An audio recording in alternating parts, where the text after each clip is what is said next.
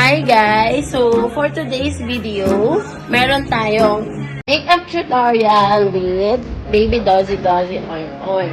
Put mo nga yung Barbie natin dyan na makeup palette. Yan. Meron tayong makeup tutorial. So, ito po, Barbie. Barbie na makeup palette yung gagamitin natin dito. So, ayan, madami siyang colors. So, try natin tong rose pink. Ayan. O, makeup siya, makeup. O, try natin tong rose pink. Okay, try natin sa kanya. Try natin. Ginagawa mo. Yan. Yan. Okay. Tapos, syempre, meron tayong pag-asensya na kayo sa model natin. Talaga namang lipstick. So, dati ko pa itong Wear Color Collection from Tupperware Brands. Ito ay Electra. Yan, with vitamin ito. Electra. So, bawal pa siya mag-lipstick. So, si mami muna ang mag-a-apply. Ah! Yung camera natin, baby. Yan. Ha?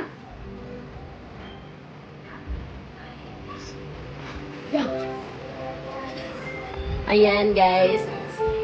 Uy! Magpa-vlog na po kami ulit, Team Oyots. Dahil may bago tayong team. Oy! Oy! Oy! Oy! Oy! Ginagawa Actually, hindi na siya Team Oyots. Team Oy na lang kami. Team Oy! Uy! May mga bago naming vlog.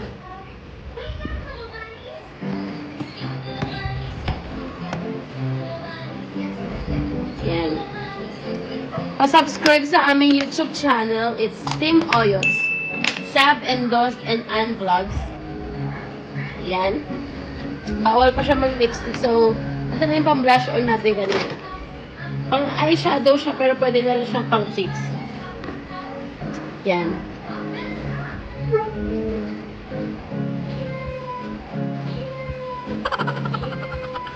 Yan. Harap isa camera, baby. Harap ka. Yan. Yan lang kanya. Yan. O, diba? Ganda. O, yan. Yan. Tapos, ayusin natin yung dress niya kasi may pupunta kang party si Dos. So, ayan. So, kanina, naka-white sando siya. Ngayon, naka-off-shoulder dress na siya. Yan. Yan yung kanyang off-shoulder dress. Yes. Oh my God! Wow! That's sexy. Yan. Off-shoulder dress na po siya. Oh, nasa na yung headband? Headband nito. Lagyan siya ng headband. Ibig mo sa kanya yung headband niya kasi pupunta na siya sa party na naka-off-shoulder na dress. Yan!